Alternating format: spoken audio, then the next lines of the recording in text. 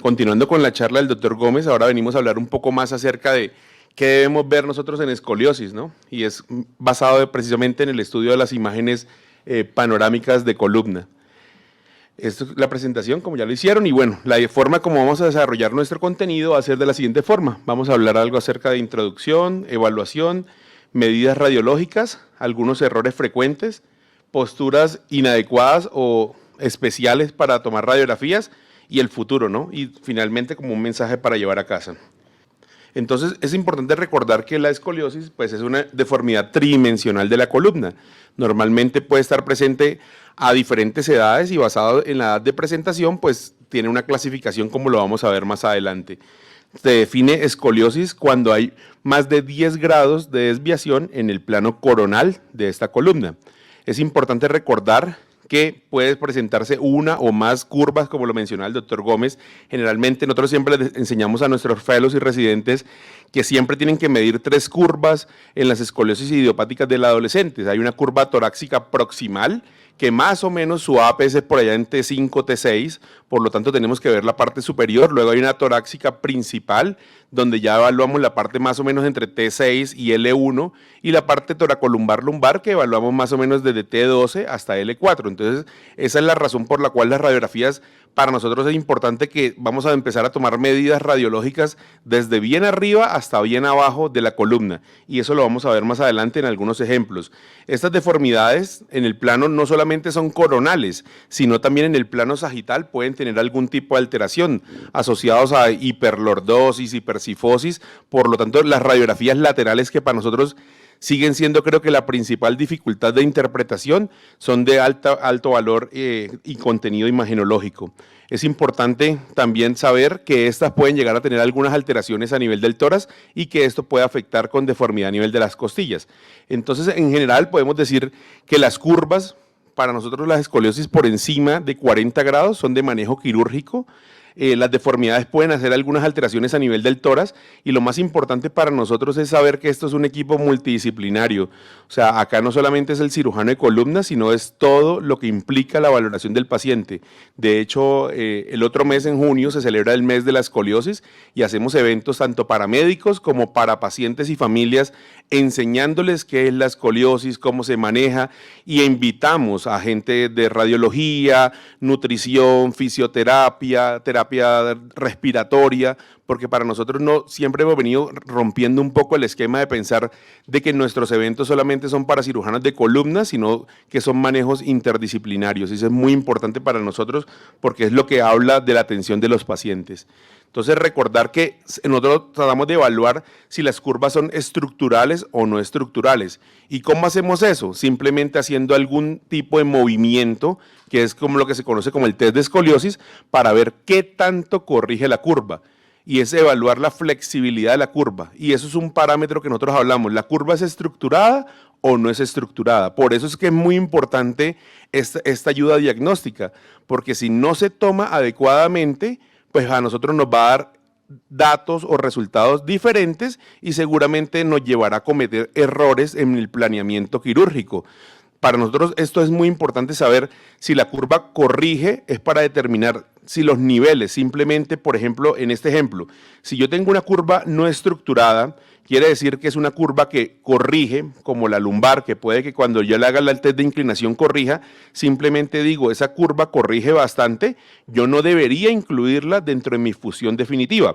Y si la curva torácica, yo veo que él se inclina para un lado y la curva es de 50 grados, y cuando se inclina para el lado, en este caso para el lado derecho, el paciente no corrige nada, queda en 50 grados, digo, esa curva es estructurada, o sea, no se modifica, por lo tanto esa curva es la que yo tengo que corregir quirúrgicamente. Y eso radica en muchas cosas, ¿no?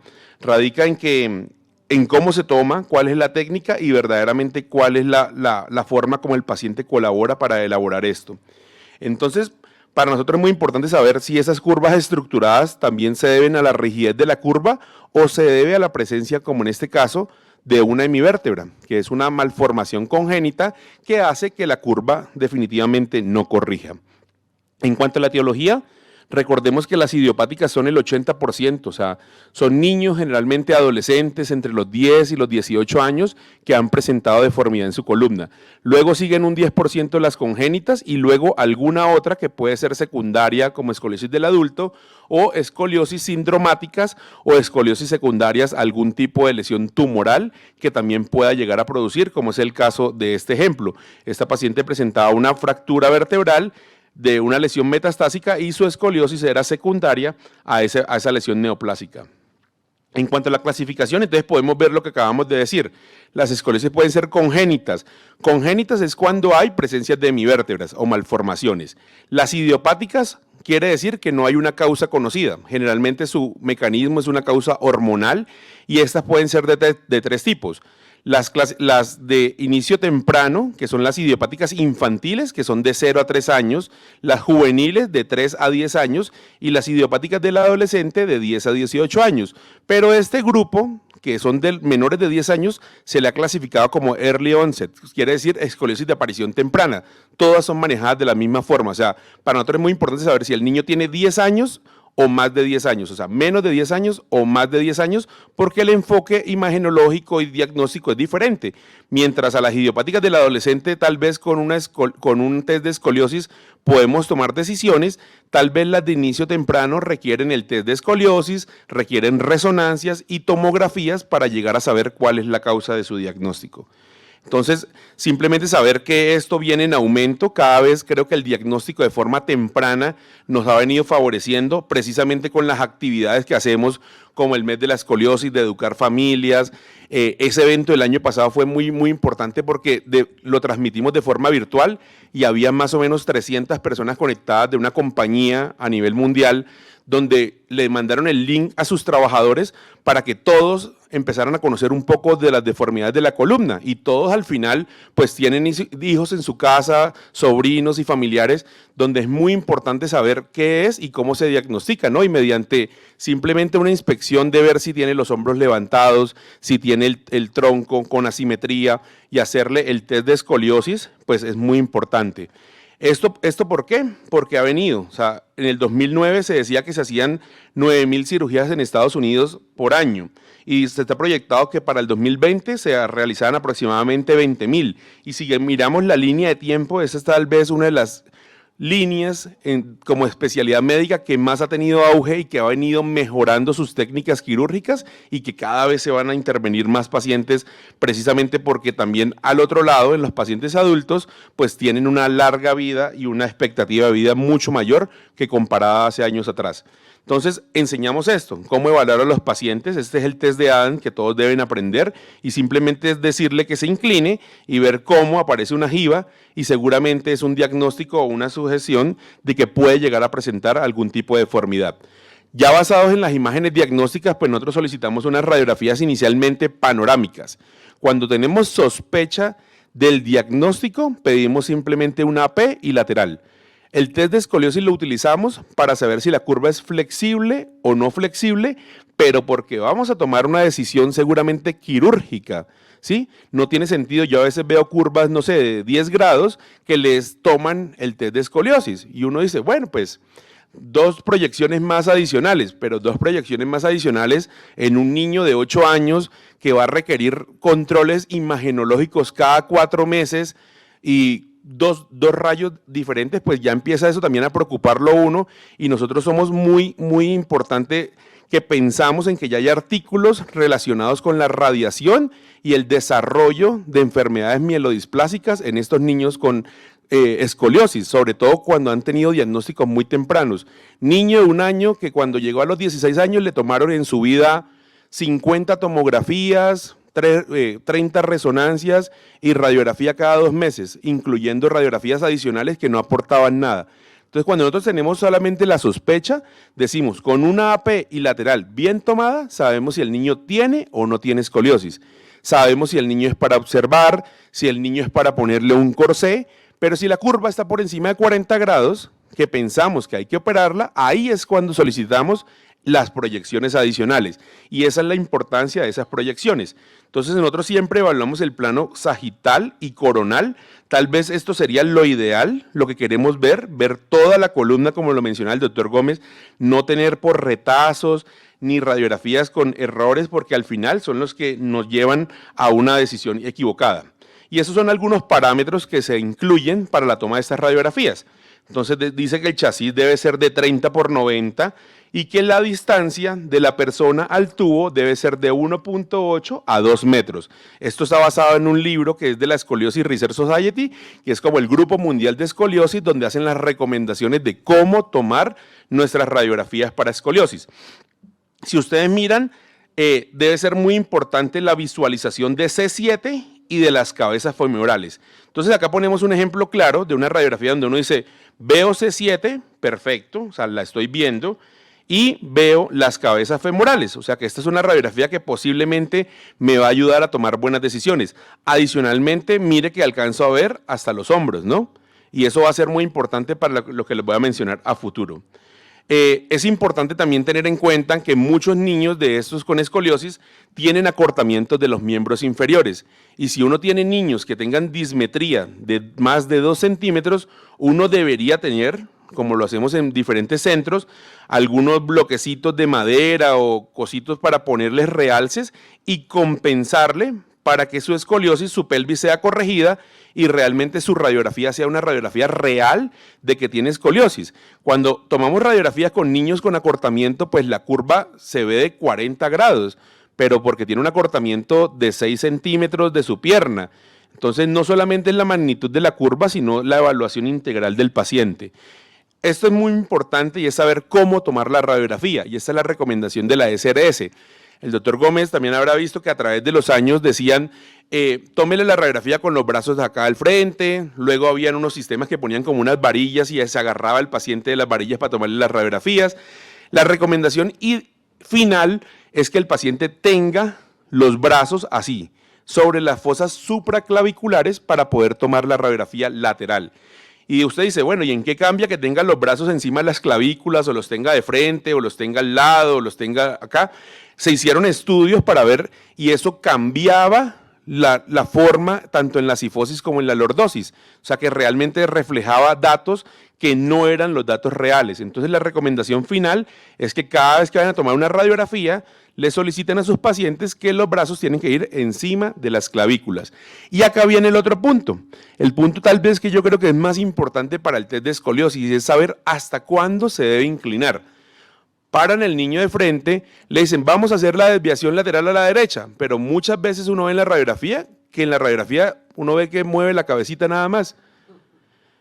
Y entonces quedamos, no, esa curva es estructurada, es una curva muy dura porque no se mueve nada, pero no se mueve nada es porque realmente no le dijimos al paciente que hiciera un máximo de flexión lateral para ver qué tanto corrige. Entonces es muy importante para nosotros esa ayuda, y eso nos pasa también en las mismas dinámicas lumbares, ¿no?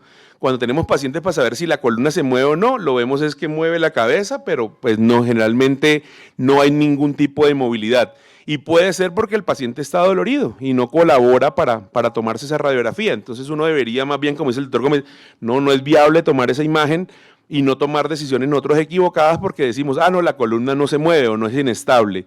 Creo que eso es muy importante y es donde más vemos énfasis de tener algún tipo de anormalidades. Y acá ponemos simplemente el ejemplo de cómo deben ser tomadas esas radiografías para la forma lateral. Importante, ¿por qué ver las caderas? Bueno, pero se las devuelvo ahí porque vi que iban a tomar imágenes. ¿Qué vemos nosotros en las radiografías? Pues es importante que vemos las cabezas femorales. Y usted dice, bueno, a partir de ahora le vamos a enseñar qué medimos nosotros como cirujanos de columna para que usted diga, listo, cuando yo les monte la radiografía, sé que tiene que tener hasta ciertos parámetros porque yo sé que esto lo van a tener en cuenta ellos. Entonces, si a mí me cortan una radiografía en L5, pues no voy a tener, por ejemplo, esto, las crestas ilíacas. ¿Y para qué me sirven a mí las crestas ilíacas? Para saber el signo de Risser. Y el signo de Risser me dice en qué grado de madurez esquelética puede estar el niño.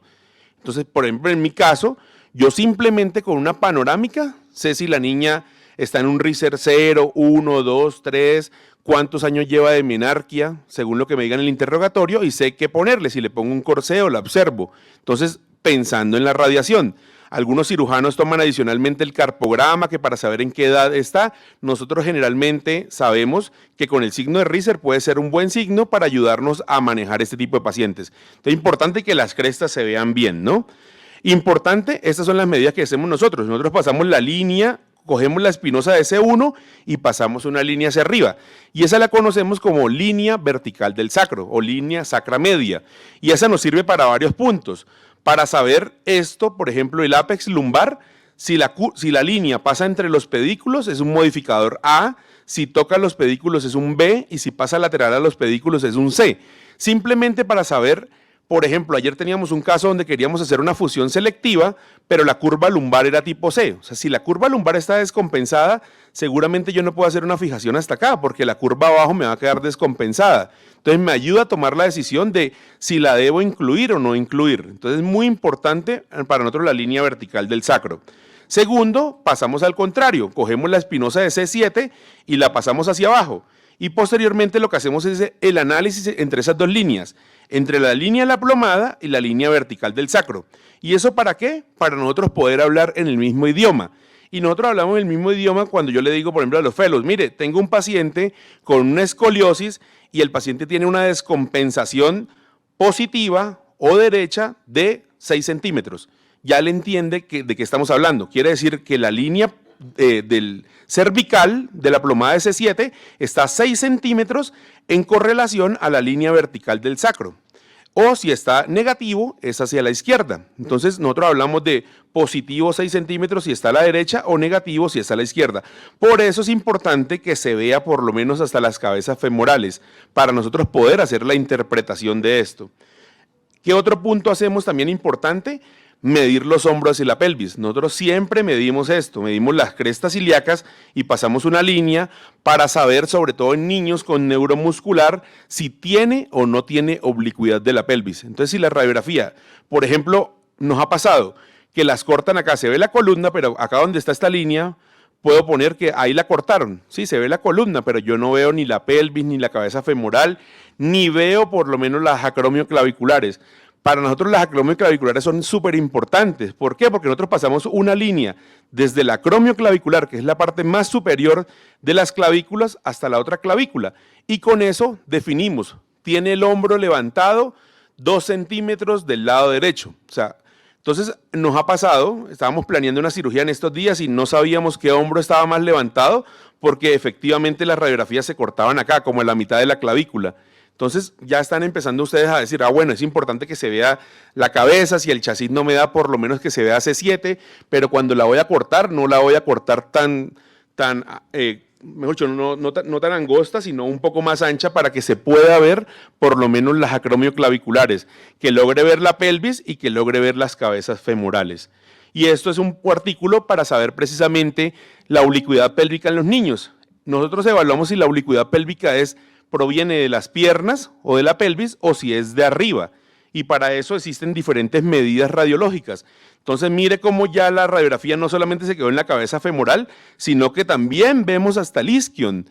Y en el isquion pasamos una línea, que es la línea 0 basal, y se correlaciona con la línea de la oblicuidad en la pelvis. Y esa es la forma como nosotros sabemos si el niño tiene 10 grados, 15 grados, 20 grados de oblicuidad pélvica. Entonces ya están diciendo ustedes desde acá, bueno, la panorámica tiene que verse desde la cabeza, no solo la cabeza femoral, seguramente tenemos que mostrarle hasta el isquion para que ellos puedan llegar a medir bien las imágenes radiológicas. Y esta es la forma como tomamos. Y en el plano sagital, que yo sigo pensando que sigue siendo un reto, porque la forma realmente como obtenemos las imágenes es bastante difícil. Para nosotros medimos la lordosis, medimos la cifosis y medimos una cifosis acá arriba que se llama de T2 a T5, pero esta le ponemos zoom, la ampliamos, la miramos, porque realmente llegar a esta zona y visualizarla es bastante difícil. Y creo que muchas veces tenemos buenas radiografías en el plano coronal y seguramente con lo que estamos hablando hoy vamos a tener mejores radiografías, pero en este plano sagital sigo creyendo que sigue siendo un reto bastante importante. ¿Y es para qué? Porque nosotros hacemos lo mismo. ¿Qué tenemos que visualizar? La esquina del sacro. ¿sí? Que es este punto. Y acá lo mismo, C7, y lo mismo, pasamos una plomada y con eso sabemos si el balance sagital es positivo o negativo. Si la línea de la plomada está por delante de la línea de la esquina de S1, es un balance sagital positivo. Y si esa línea, como en este caso, llega a estar por detrás de la esquina de S1, es un balance sagital negativo. Y en este plano se vuelve un reto muy importante y es porque al final tenemos que visualizar igualmente las cabezas femorales, como lo vamos a ver más adelante. Simplemente para mencionarle algunos términos que utilizamos nosotros, utilizamos un término de la vértebra estable, que es la última vértebra que se biseca, como en este caso por la línea vertical del sacro. Acá vemos que pasamos la línea de S1 y la última vértebra que está tocada entre los dos pedículas, decimos que esa es la estable. ¿Y esa es para qué? Porque ese es un límite de seguridad para nuestras fusiones en escoliosis. La neutra es la que se derrota, o sea, la que ya no ve grado de rotación, y los límites son los que son definidos como los límites de Cobb. Esto es otro reto y yo creo que también lo hemos venido trabajando bastante en conjunto con los residentes de radiología. Yo creo que todas esas actividades que hemos hecho educativas en conjunto han sido muy beneficiosas. No simplemente es decir, yo no miro la lectura del radiólogo, no, es venga, sentémonos y pongámonos de acuerdo qué quiere usted que yo le interprete porque nos están ayudando a medir las radiografías y que sean realmente datos que a nosotros nos ayudan a tomar decisiones. Entonces la vértebra límite es muy importante porque es la vértebra con mayor inclinación tanto en el plato superior como mayor inclinación en el plato inferior. Y eso es lo que nos dice cómo es el ángulo de Cobb. Y acá tenemos ejemplos de cómo tomamos esas medidas radiológicas. Acá viene otro punto importante que año tras año ha venido tomando mucha más importancia y es una cosa que se conoce como el balance espinopélvico.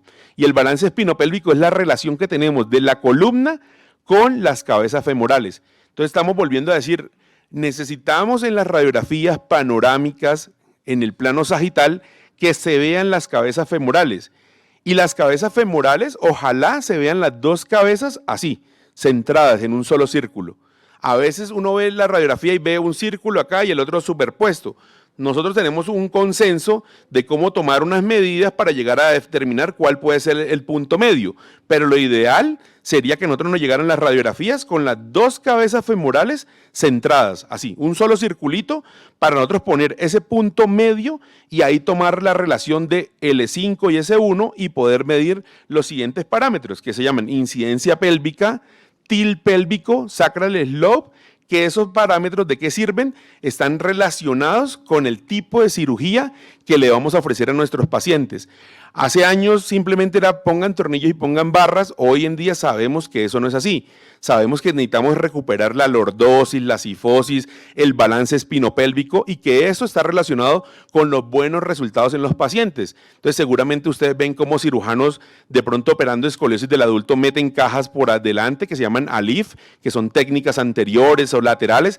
Lo que hacen ellos es buscar precisamente mejorar la curvatura de la columna para de esa forma corregir todos estos parámetros que seguramente estaban alterados y que al paciente le vaya mejor en sus resultados. Y esto es más o menos lo que hacemos. Cuando miramos la radiografía, si sea en este caso lumbar, tratamos de ubicar la cabeza femoral, buscamos la mitad de S1 y tratamos de sacar estos ángulos que son muy importantes para nosotros.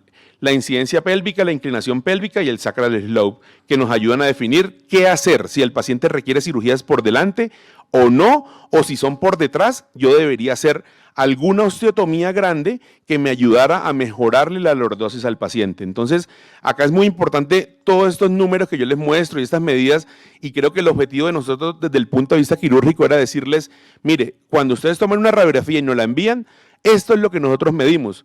Y es importante para que ustedes entiendan que si se ven o no se ven las cabezas femorales, los hombros, eso a nosotros nos dificulta mucho en la toma de decisiones.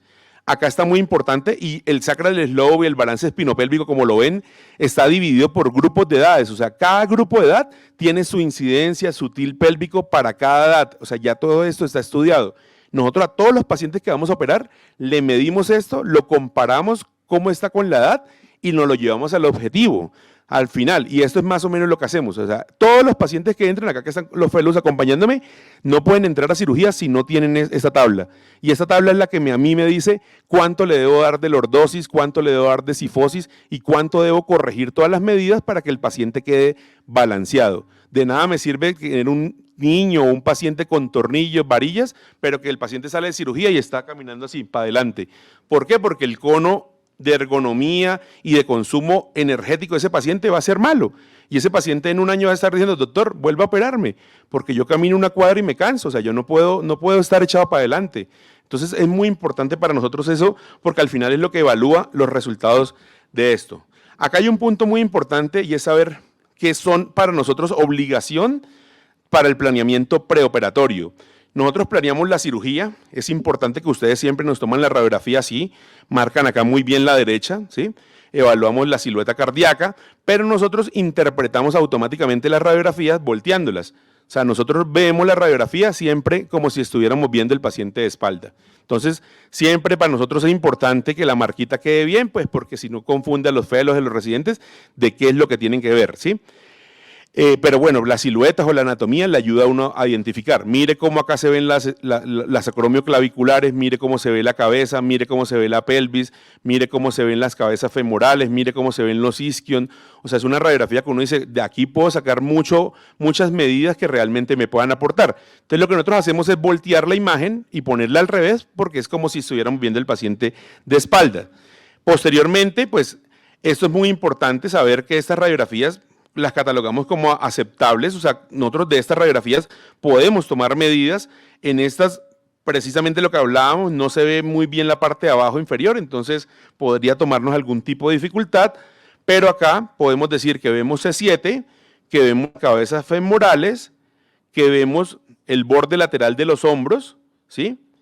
Y que finalmente también vemos C7 en el plano sagital. O sea, nosotros con estas radiografías nos podríamos defender para hacer un buen planeamiento preoperatorio. Y acá vemos el sacro, donde vemos la esquina posterior del sacro. Importante lo que hablábamos, solicitarle, mire cómo el paciente tiene los brazos arriba, sobre las fosas supraclaviculares y está haciendo buenas inclinaciones hacia los lados. En estos días nos llegó una radiografía que vamos a operar y teníamos la AP, la inclinación para un lado y ya, no montaron en el sistema la del otro lado. Entonces vuelve otra vez uno a tener dificultades. Y acá no es simplemente como de hacer el comunicado, de ponerse uno como que sí molestan, sino que simplemente es crear conciencia de que para nosotros esto es necesario para tomar decisiones. Acá ya ponemos como que imágenes aceptables, también lo mismo, porque se pueden ver en el plano sagital, pero quería hacer mucho énfasis en esto, y esto es lo que a veces llega a la consulta. Y uno dice, ¿cómo voy a operar a un paciente de estos? Tenemos un caso de una niña, ¿de dónde es Luis Jesús? De Villavicencio, creo que es, donde su seguro le dice, no, yo no le autorizo las radiografías en la Fundación Santa Fe, porque allá me salen muy costosas, se las autorizo en otro centro. Le acaban de tomar TAC, resonancias, radiografías, cuando vamos a ver todas las imágenes, no se ve nada, o sea, de muy mala calidad. Entonces volvemos a decirle al seguro, ya pagó en un sitio, ahora vuelva a pagar a la fundación para poder tener las imágenes bien tomadas. Y no significa solamente en la fundación, o sea, sabemos que existen muchos sitios y ustedes trabajan en diferentes sitios donde también toman buenas imágenes y es muy importante que esto habla, como lo decían ahorita, no sé, de la calidad del técnico y de la calidad del servicio de radiología. Si una radiografía sale así y un paciente le llega a uno ya empieza como a dudar mucho de cómo es el sitio y quiénes están tomando y trabajando en esto, ¿no? Entonces mire cómo estas imágenes realmente no dejan ver nada. En esta imagen que nos ha pasado, y es muy curioso y la traigo simplemente para esto, mire este punto, ¿no? Toman chasis diferentes, los juntan, pero hay un punto de creatividad también importante donde este niño mire la columna, o sea, viene acá y la pegaron al revés, ¿no? O sea, les quedó al contrario, o sea, aquí si uno ve esto, uno dice, uy, el paciente, no sé, se luxó, porque, o sea, mejor dicho, corramos la urgencia a operarlo, pero, y me han tocado casos donde realmente yo me quedo mirando y yo digo, no, pero no es posible. Toman los dos chasis, el de arriba y el de abajo, y le hacen así como en Photoshop y las enderezan, las juntan, pero que se vean derechas. Entonces la columna se ve más derechita, pero uno ve al niño y el niño con una jiba echado para un lado y uno dice, esto no corresponde realmente al paciente. Y vuelve y le repite una radiografía y efectivamente es una mala toma de decisión. Entonces imagínense lo que puede contemplar en esto, ¿no? Una radiografía enderezada en Photoshop que sale derechita, la mamá le comenta en el caso por WhatsApp, mire, este es mi sobrino que está con escoliosis. No, eso no tiene nada, déjelo así. Pues cuando uno lo ve clínicamente dice, no, pues el niño es otro. Entonces yo sí creo que es muy importante, sobre todo en estas técnicas donde se utilizan diferentes chasis para juntarlas, creo que ahí es donde tenemos errores. Yo creo que uno debería, en el caso de escoliosis, tener chasis grandes y ya vamos a ver cómo esto ha venido desarrollándose a obtener imágenes en una sola proyección. O sea, yo creo que esto ya no debería ni permitirse para evaluar radiografías panorámicas. Acá vemos lo mismo, el plano en el sagital y vemos cómo las imágenes, perfecto, no nos dejan ver nada, o sea, no podemos tomar ninguna decisión. Bueno, y existen otras radiografías que es muy importante y a veces tenemos, los trajimos simplemente para mencionarles que existen otras formas de evaluación en la columna. La que más utilizamos es la panorámica apilateral y el test de escoliosis, pero a veces solicitamos otras radiografías que pueden aportarnos algo, y es el punch-prom, el supino, la curva torácica con fulcro, la tracción y la hiperextensión, y ya vamos a ver de qué se trata. Entonces, el punch-prom precisamente es cuando uno hace la curva que tiene su escoliosis y hace punto de fulcro para ver qué tan flexible es o no es.